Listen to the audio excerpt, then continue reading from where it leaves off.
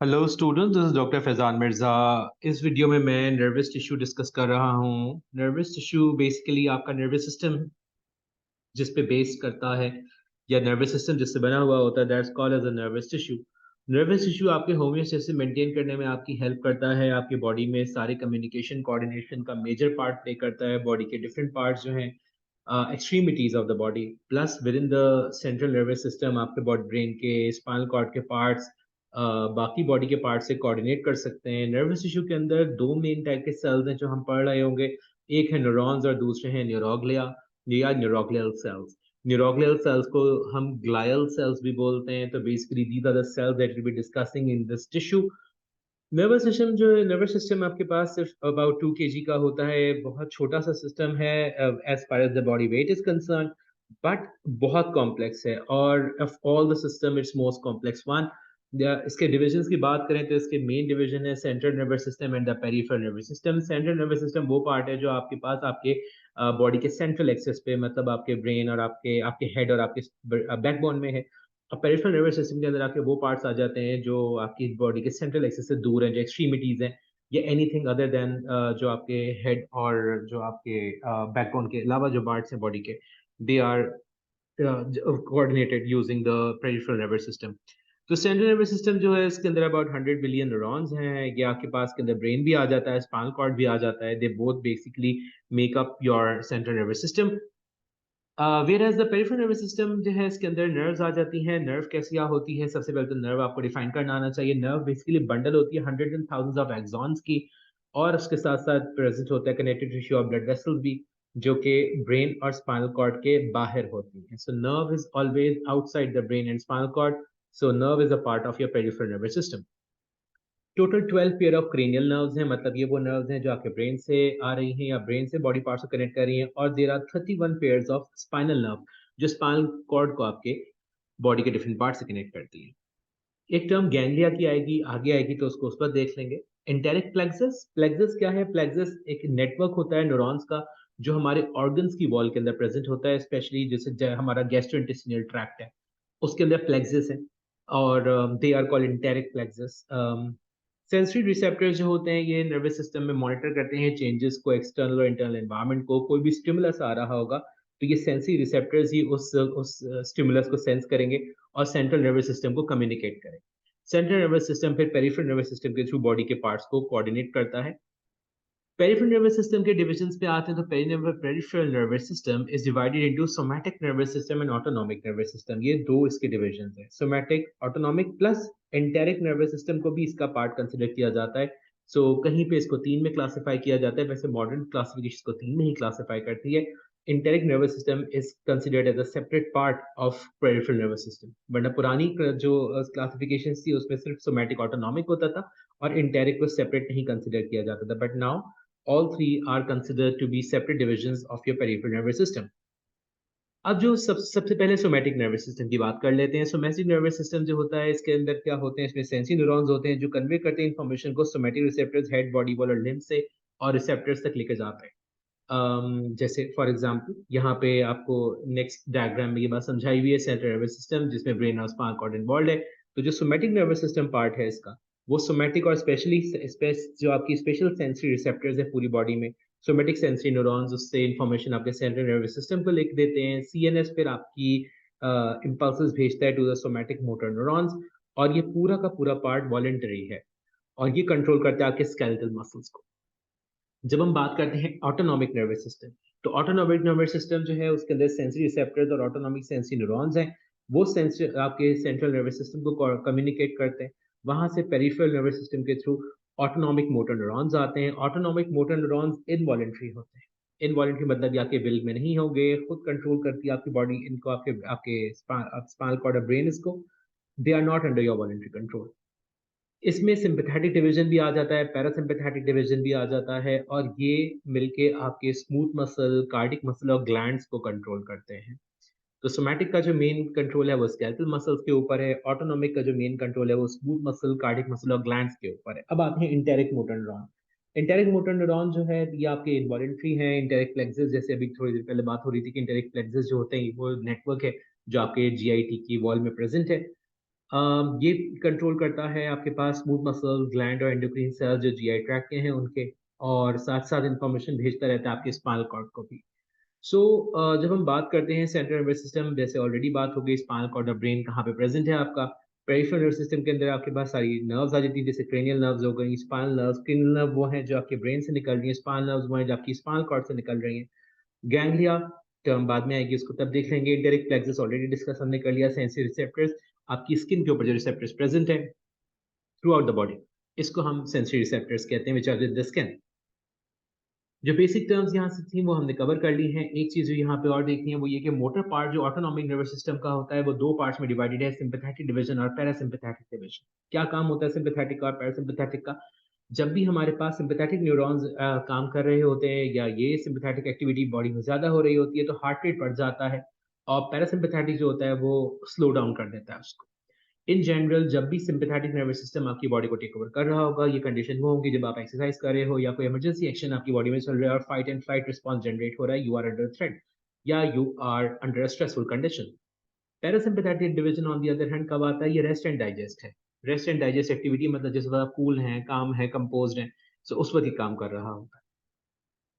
Functions of the nervous system, जो second part है हमारे कंटेंट का, वो ये है कि हमने फंक्शंस डिस्कस करने हैं। फंक्शंस में हम डिस्कस करते हैं सेंसरी फंक्शन, डिटेक्ट करता है इंटरनल स्टिमुलस को, एक्सटर्नल स्टिमुलस को। कोई भी चीज़ आपके बॉडी पे आ रही है वो स्टिमुलस के वे में एक्ट करेगी और ब्रेन और स्पाइनल कॉर्ड उसको रिकग्नाइज कर लेंगे। इंटीग्रेटिव फंक्शन जो है वो दूसरा है इसी का। इंटीग्रेटिव फंक्शन में वो पार्ट सर्विसेज होता है कि जिसमें इंफॉर्मेशन जब जाएगी सेंट्रल नर्वस सिस्टम में तो वो उसको एनालाइज करेगा और डिसीजन मेकिंग करने के बाद रिस्पॉन्स जनरेट करेगा। इस पूरे को हम कहते हैं इंटीग्रेशन। मोटर फंक्शन इसका थर्ड फंक्शन है। मोटर फंक्शन के अंदर क्या होता है कि ये एक्टिवेट करता है इफेक्टर्स को। जब भी नर्वस सिस्टम किसी इफेक्टर को एक्टिवेट करेगा, वो इफेक्टर या तो मसल्स हो सकते हैं या ग्लैंड्स हो सकते हैं, इसके अलावा कोई तीसरी चीज नहीं हो सकती। तो motor function includes controlling muscles and glands through cranial nerve और द स्पाइनल नर्व्स। आगे चलते हैं। जब हम न्यूरॉन्स पे आते हैं, हिस्टोलॉजी, जैसे बात की कि न्यूरॉन्स डिस्कस करने हैं, न्यूरोग्लिक सेल डिस्कस करने हैं, तो न्यूरॉन्स क्या होते हैं? न्यूरॉन्स वो नर्व सेल्स हैं। We can use an alternate term of nerve cells for neurons as well. Electrical excitability है, मतलब ये कि इलेक्ट्रिक करंट या एक्शन पोटेंशियल ये पास कर सकते हैं। Electric current potential difference voltage इनके अंदर जनरेट होता है और उसकी वजह से चार्जेस फ्लो होते हैं, और एक्शन पोटेंशियल ये इम्पल्स ट्रेवल करती है। स्टिमुलस क्या होता है? स्टिमुलस होता है कोई भी चेंज इन द एनवायरनमेंट, और अगर वो change in the environment strong enough होगी तो आपका न्यूरॉन जो है वो एक एक्शन पोटेंशियल प्रोड्यूस कर देगा, जनरेट कर देगा। Action potential and nerve impulse are interchangeable terms. तो जब एक्शन पोटेंशियल और नर्व इम्पल्स जनरेट हो जाती है तो वो उसके बाद प्रोपागेट करती है। प्रोपागेट करने का मतलब ट्रैवल करती हुई जाएगी on the cell surface membrane of the neuron, और चलते चलते वो पहुंच जाएगी आपके रिसेप्टर्स से लेकर आपके सेंट्रल नर्वस सिस्टम तक। सेंट्रल नर्वस सिस्टम के अंदर वो जाएगी, वहाँ इंटीग्रेशन होगी, वहाँ पे पेरिफेरल नर्वस सिस्टम के पास पास होके वो आपके पास बॉडी में इफेक्टर्स तक आ जाएगी, और इफेक्टर्स में आके आपकी बॉडी के मसल्स या ग्लैंड को कंट्रोल करवा। न्यूरॉन में पार्ट्स ऑफ न्यूरॉन हमने डिस्कस करने हैं। सेल बॉडी क्या है, निसल बॉडी, व ये सारे जो बोल्ड टर्म्स यहाँ पे लिखी हुई हैं डायग्राम के साथ उनको कवर कर लेते हैं। This is the diagrammatic representation of a typical motor neuron. ये एक न्यूरॉन शो किया हुआ है, और इस न्यूरॉन के अंदर हम देखें तो ये पूरी part is called as the cell body. Cell body के अंदर तमाम वो ऑर्गेनल्स होते हैं जो एक टिपिकल सेल में मिल जाते हैं, और ये हमारे पास सेल में प्रेजेंट होते हैं। और इसके बाद हमारे पास जो भी हमारे पास स्ट्रक्चर्स हैं न्यूरॉन के, उनको हमने एक एक करके गो थ्रू करना है कि सेल बॉडी क्या है, निसल बॉडीज क्या है। निसल बॉडीज जो होती हैं वो बेसिकली वो हैं जो प्रोमिनेंट क्लस्टर्स होते हैं रफ पीआर के आपके इन द सेल बॉडी। ये आपको निसल बॉडीज नजर आ रही हैं, Nissl bodies, these are the clusters. अच्छा, इसके साथ साथ आपके पास सेल बॉडी में बाहर डेंड्राइट्स प्रेजेंट होते हैं। ये डेंड्राइट्स जो हैं इनके अंदर एरो आ रहा है। एरो आने का मतलब ये कि ये इम्पल्स यहाँ से आगे जाती है, इलेक्ट्रिकल सिग्नल यहाँ से आगे जाता है, and it travels along the axon as shown by these arrows. Dendrites, cell body देख लिया हम लोगों ने। सेल बॉडी में साइटोप्लाज्म भी होगा। सेल बॉडी का ये हिस्सा जहां से वो एक्सॉन से ज्वाइन हो रहा होता है, इसको हम कहते हैं axon hillock. This is called axon hillock. और एक्सॉन हिलॉक के बाद वाला जो फर्स्ट सेगमेंट है जहां एक्सॉन शुरू होता है और सेल बॉडी के साथ ज्वाइन हुआ होता है, this is called as the initial segment.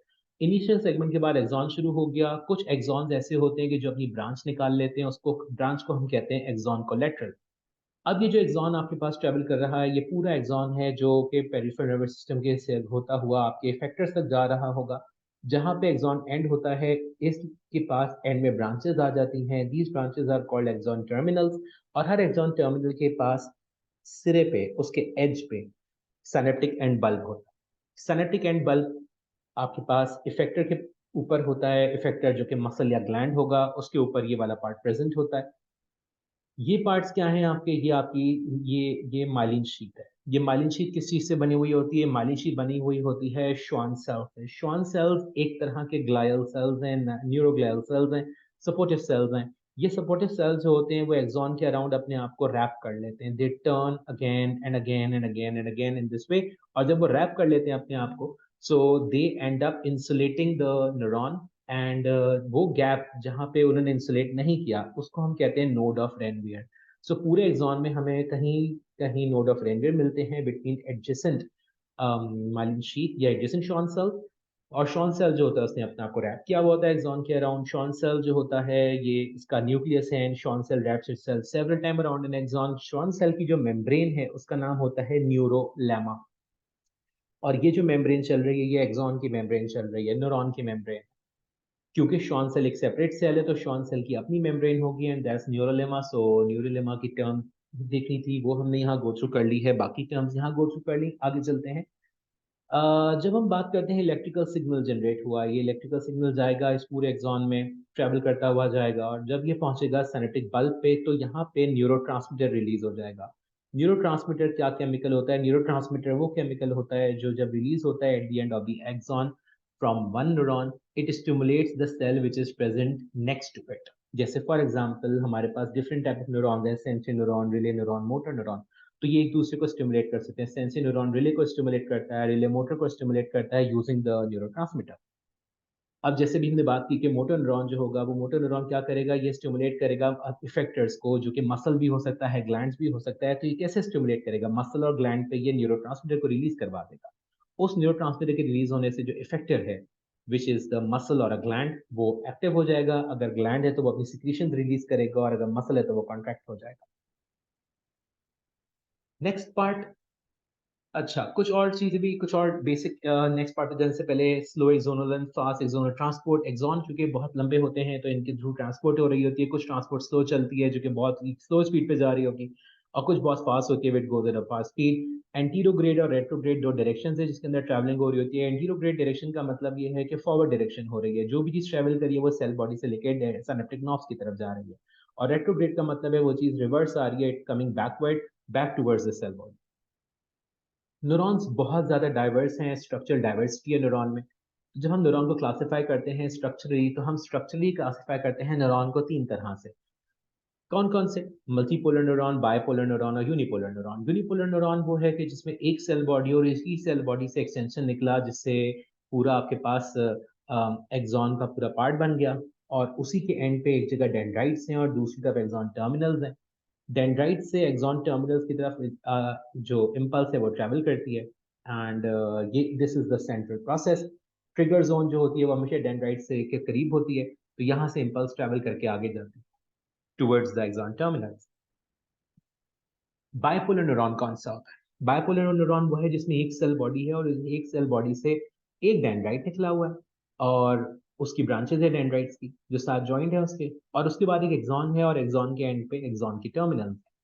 Again, the direction of impulse will be always from dendrites to axon terminal. हमेशा axon terminal पे आके impulse खत्म होती है, भले वो यूनिपोलर न्यूरॉन और बाइपोलर या मल्टीपोलर।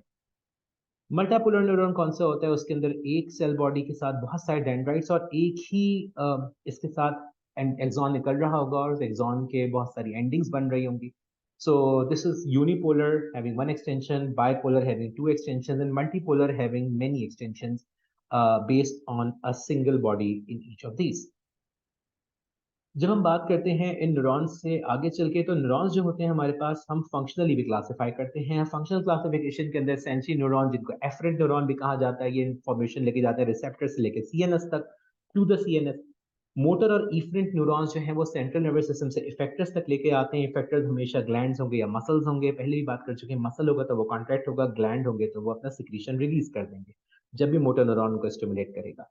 इंटरन्यूरॉन्स जो होते हैं वो एसोसिएशन न्यूरॉन्स या रिले न्यूरॉन्स इनको कहा जाता है। ये मेनली सेंट्रल नर्वस सिस्टम के अंदर ही अंदर होते हैं और ये कुछ छोटे साइज के होते हैं as compared to the sensory and motor neuron. And interneurons जो होते हैं इनके ऊपर माइलिन नहीं होती, माइलिन शीट कवर्ड नहीं होती, न्यूरोग्लियल सेल्स पे पहुंचते हैं। न्यूरोग्लियल सेल्स हमारे पास कहाँ पे प्रेजेंट है? न्यूरोग्लियल सेल्स हमारे पास प्रेजेंट हैं कुछ सीएनएस में और कुछ पीएनएस में। सेंट्रल नर्वस सिस्टम के न्यूरोग्लियल सेल्स को पहले डिस्कस कर लेते हैं। ये है हमारे पास आपके astrocytes, oligodendrocyte, microglial cells and epidermal sales.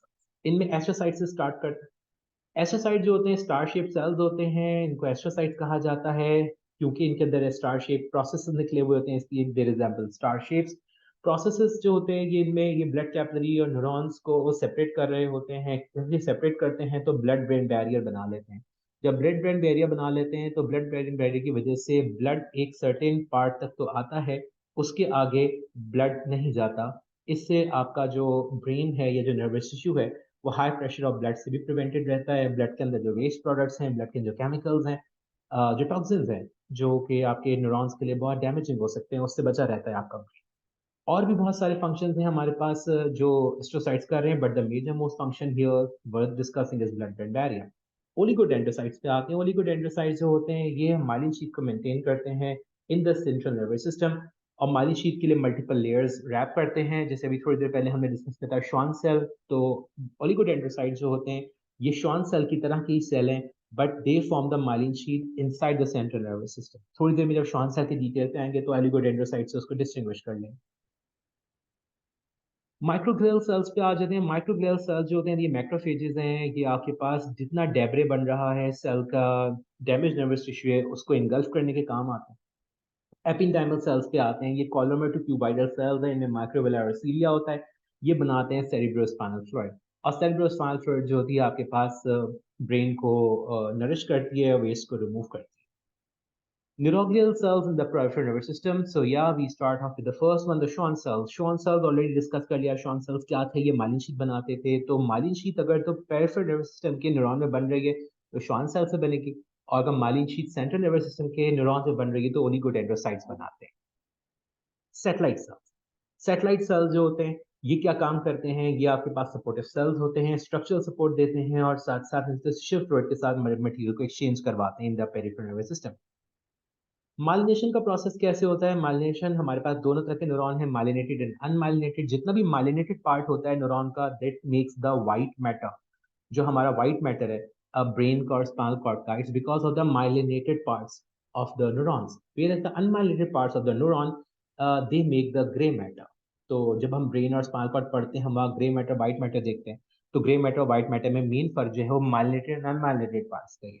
अब माइलिन शीट जब होती है तो इसी तरह से जैसे मैंने डिस्कस किया, श्वान सेल होगा या ओलिगोडेंड्रोसाइट सेल्स होंगे, वो इसी तरह से एक्सॉन, ये एक्सॉन है बीच में, इस एक्सॉन के अराउंड अपने आप को रैप करते जाएंगे इनटू मल्टीपल लेयर्स। जब मल्टीपल लेयर्स में रैप हो जाएंगे तो they will end up providing insulation. और जिस जगह उन्होंने रैप नहीं किया उसको हम कहते हैं नोड ऑफ रैनके। एक बात हो रही थी थोड़ी देर पहले गैंग्लियन की, तो क्लस्टर ऑफ सेल्स जब हम बात करते हैं, not cell, cluster of neuronal cell body. Cell body कौन सा पार्ट था न्यूरॉन का, हम ये डिस्कस कर चुके हैं। क्लस्टर ऑफ सेल बॉडी जो होती है न्यूरॉन्स की, वो दो तरह से एग्जिस्ट कर सकती है, या तो गैंग्लियन हो सकता है या न्यूक्लियस हो सकता है। तो अगर तो cluster of cell body present है in the peripheral nervous system तो हम उसको गैंग्लियन कहते हैं। और अगर वो cluster of cell body present है inside the central nervous system, in that case we call it as the nucleus. So that's the basic difference. Cluster of cell body ganglion में है, और सॉरी पीएनएस में है तो ganglion, अगर CNS में है तो न्यूक्लियस। फिर हम आते हैं बात पे कि नर्व किसको कहते हैं। पहले भी डिस्कस कर चुके हैं। नर्व जो होता है बंडल ऑफ एक्सॉन्स होता है पीएनएस के अंदर। इसको डिस्टिंग्विश करना है हमने एक टर्म से जिसको कहते हैं ट्रैक्ट। ट्रैक्ट क्या होता है? ट्रैक्ट बंडल ऑफ एक्सॉन्स होता है इनसाइड द सीएनएस।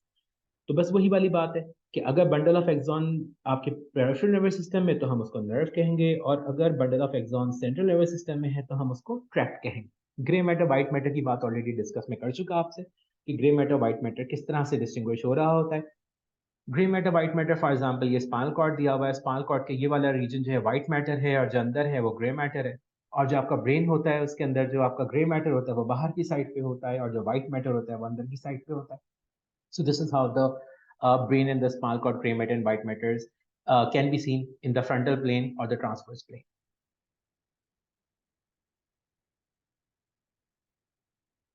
कुछ पोटेंशियल्स की हमने बात करनी। ऑलरेडी देख लिया हमने कि हमारे जो न्यूरॉन्स हैं वो इलेक्ट्रिकली एक्साइटेबल हैं। इलेक्ट्रिकली एक्साइटेबल मतलब वो electricity, not electricity but yes electric current and potential difference generate कर सकते हैं जो प्रोपोगेट करेगा थ्रू आउट द सेल। इसको हम कहते हैं नर्व एक्शन पोटेंशियल।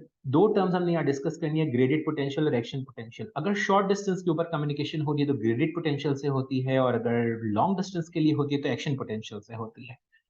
ये न्यूरॉन के लिए यूज होती हैं टर्म्स। और जब वही एक्शन पोटेंशियल मसल के ऊपर आ जाता है तो हम उसको मसल एक्शन पोटेंशियल कहते हैं। तो नर्व एक्शन पोटेंशियल वो है जो न्यूरॉन के अंदर चेंजेस हो, मसल एक्शन पोटेंशियल वो है जो मसल के अंदर प्रोड्यूस होगा जब मसल कॉन्ट्रैक्ट हो रहा होगा।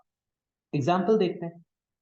आपके हाथ में पेन है, आपने पेन पकड़ा हुआ है और आप पेन से कुछ लिख रहे हैं कागज के ऊपर, और जैसे आप लिखते जाएंगे तो आपको महसूस हो रहा है कि आपने हाथ में पेन पकड़ा हुआ है। कॉन्स्टेंटली आपके ब्रेन तक सिग्नल्स आ रहे हैं कि आपने पेन पकड़ा हुआ है। You keep on holding the pain because the muscles in your finger will constantly be contracted and the thumb as well, so that you keep on having a strong grip on the pen, and you और आपका brain constantly signal भेजता रहेगा उन muscles को, so that you keep on writing as well। अब इस सब में हो क्या रहा है? इस सब में यही हो रहा है कि सबसे पहले तो जब आपने पेन पकड़ा तो आपके पास जो सेंसरी न्यूरॉन था आपकी फिंगर के टिप के ऊपर, उसके अंदर ग्रेडेड पोटेंशियल जनरेट हुआ। ग्रेडेड पोटेंशियल को यहाँ पे ब्लू कलर के एरो से शो किया है क्योंकि शॉर्ट डिस्टेंस है, तो यहाँ पे ग्रेडेड पोटेंशियल जनरेट होगा। ग्रेडेड पोटेंशियल जब जनरेट हो जाएगा तो इसकी वजह से यहाँ पे क्या जनरेट हो रहा है, ये ब्लैक एरो दिखा रहे हैं, black arrow is the nerve action potential. इसका मतलब शॉर्ट डिस्टेंस के ऊपर तो ग्रेडेड पोटेंशियल आया, उसके बाद ये नर्व एक्शन पोटेंशियल में कन्वर्ट हो गया। ये प्रोपगेट करेगा, प्रोपगेट कर रहा है या प्रोपगेट करता हुआ ये सेंसरी न्यूरॉन के थ्रू जाएगा। ये सेंसरी न्यूरॉन है पूरा आपका जो आपकी फिंगर टिप से शुरू हुआ और ये गुजरता हुआ स्पाइनल कॉर्ड के अंदर चला गया, स्पाइनल कॉर्ड में गया, स्पाइनल कॉर्ड से होता हुआ it goes from the spinal cord, आपका अट्रैक्ट होगा यहाँ पे जो ब्रेन तक इसको कोऑर्डिनेट करवाए। ये बन रहा है एक साइनैप्स। साइनैप्स वो होता है जंक्शन जहां दो न्यूरॉन्स आपस में मिलते हैं, फिजिकली नहीं टच कर रहे, एक दूसरे के बीच में एक थोड़ा सा गैप है। This is exactly where the neurotransmitter will be released. Neurotransmitter release होगा, ये नेक्स्ट न्यूरॉन आ गया, ये नेक्स्ट न्यूरॉन की सेल बॉडी है। फिर दोबारा ब्लू कलर दिखाया एरो का, इसका मतलब यहाँ पे भी कौन सा पोटेंशियल जनरेट होगा, ग्रेडेड पोटेंशियल जनरेट होगा। Graded potential will be converted to action potential. Graded potential से एक्शन पोटेंशियल जनरेट हुआ, एक्शन पोटेंशियल गया, न्यूरॉन खत्म हुआ, फिर दोबारा एक साइनैप्स आ गया। जहां पे साइनैप्स आया फिर दोबारा वहां पे गैप है, फिर न्यूरोट्रांसमीटर रिलीज होगा, फिर दोबारा अगले जो उससे नेक्स्ट न्यूरॉन है, ये एक न्यूरॉन खत्म हुआ, दिस इज वन न्यूरॉन, और ये न्यूरॉन यहाँ पे एंड हो रहा है। This region is the gap in the synapse. इस साइनैप्स में न्यूरोट्रांसमीटर रिलीज होगा और अगले न्यूरॉन के अंदर ग्रेडेड पोटेंशियल जनरेट हो जाएगा। Graded potential will be converted to action potential. ये जाएगा आपके ब्रेन के हायर सेंटर्स भी, ये बिल्कुल सेरेब्रल कॉर्टेक्स का रीजन आ गया जहाँ पे आप थिंकिंग प्रॉब्लम सॉल्विंग स्किल्स रखते हैं अपनी। वहां से आगे इम्पल्स जा रही है, अगला न्यूरॉन शुरू हुआ, ये उसकी सेल बॉडी है। दोबारा सबसे पहले ग्रेडेड पोटेंशियल आएगा, graded potential will be converted to action potential क्योंकि लॉन्ग डिस्टेंस पे प्रोपगेट करना है इसको। ये लॉन्ग डिस्टेंस पे प्रोपगेट करता हुआ आ जाएगा back to the spinal cord. Spinal cord में से फिर एक साइनैप्स बनाया, यहाँ पे फिर न्यूरोट्रांसमीटर रिलीज हो जाएगा जो उससे नेक्स्ट न्यूरॉन को स्टिमुलेट कर देगा। फिर दोबारा ग्रेडेड पोटेंशियल आया, graded potential will be converted to action potential for long distance communication. और ये मोटर न्यूरॉन आपकी इंफॉर्मेशन और इम्पल्स लेता हुआ आपके फिंगर से मसल्स तक ले आया। जब ये मसल्स पे ले आएगा तो मसल्स पे लाने के बाद न्यूरोट्रांसमीटर को मसल्स पे रिलीज करेगा, मसल के अंदर मसल एक्शन पोटेंशियल जनरेट हो जाएगा जिसकी वजह से आप उस पेन को होल्ड करके रखे हुए हैं जिस पेन से आप लिखना चाह रहे हैं। इस पूरे लेक्चर में जो बातें हम कवर कर चुके, अ, इसमें हमने इंट्रोडक्शन देखा, सेल के स्ट्रक्चर्स देखे, कुछ टाइप्स देखी न्यूरोग्लियल सेल्स और न्यूरॉन्स की। इसको मैं यहीं पे रोकता हूँ। बाकी content will be covered in the next video, so I hope it was helpful for you. That's it from my side. Thank you so much.